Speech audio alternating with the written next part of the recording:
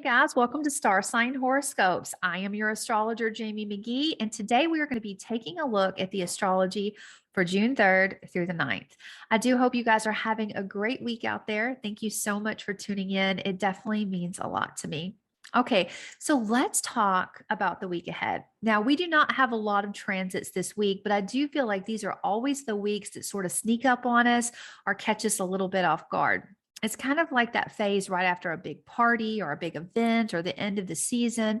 When you're in that cleanup stage, packing up, looking back so you can look ahead, it's where our emotions, our revelations, our ideas, our lessons all kind of collide in at once.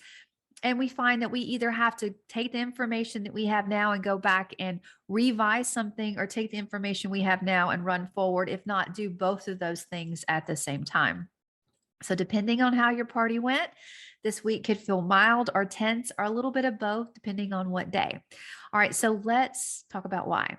All right, so this week we have Mercury, who is going to move forward. He's going to station direct. Now, anytime Mercury goes backwards or forwards, to me, it always reminds me of a train shifting tracks. It's a little bumpy, it's a little chaotic, but once you start flowing, everything, unfolds the way it should. We just have to get through that bumpy little bit of communication or that little bit of a chaotic feeling as it moves direction. So kind of be on the lookout for that. And this week we also have Saturn, the time master, stationing retrograde, which is the opposite of what Mercury is going to do. So we have forward motion and now we have retrograde motion.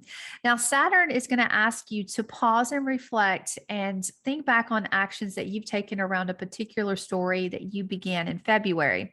He wants you to fortify these things. He wants you to make sure that they are timeless, that they're going to support you in the short term and the long term. Now, this story is something that you're going to work on until October. That's when you're going to be ready to relaunch it. So the urgency is not there, but what could feel frustrating is it's almost like a stall, like everything seems to stop around this story.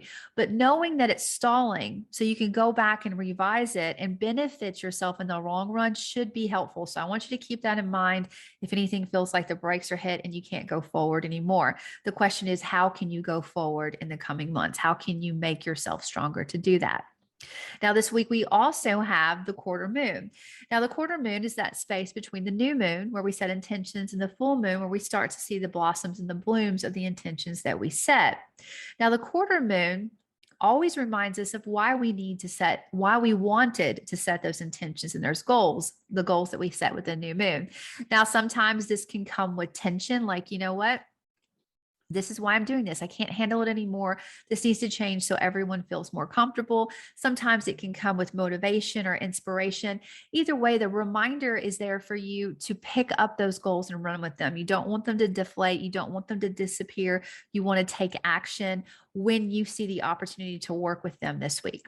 All right, guys, with that being said, let's get ready to dive into the signs and talk about how you can work with this energy. Now, please remember to listen to both your sun sign and your rising sign to get a better overall view of how you can work with it. All right, guys, let's get started.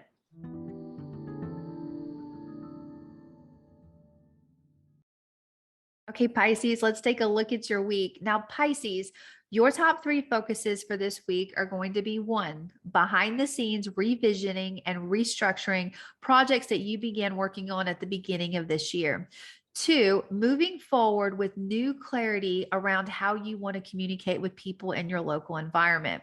And three, working with your partnerships one-to-one to implement intentions that you set around your home and work-life balance last week. Now, let's talk about why these are your three focuses for the week. Now, Pisces, you've made a lot of progress with something that you've kept behind the scenes that not a lot of people know about. You began it around February, but you've reached a point where you can go no further with it. This is a time where you want to rebuild it, restructure it, maybe even just from the ground up. But I also think that this, whatever it is, this is the last pause before you get ready to share it with the world in a bold new way once Saturn goes forward. Now, Saturn will go forward at the end of October. A few months after that, you're going to be ready to share this with a lot of people. So I think that this restructuring, even though it could feel like a stall, is definitely a blessing. And I want you to see it that way. All right. So when it comes to communication, though you're still kind of working out how you want to communicate or the rhythm of your day-to-day life, and there could still be a lot of breakthroughs or shifts, you are ready to move forward with some recent revisions that you've had. You have more clarity about how you want to say what you want to say, who you want to communicate, and how you want to communicate with them.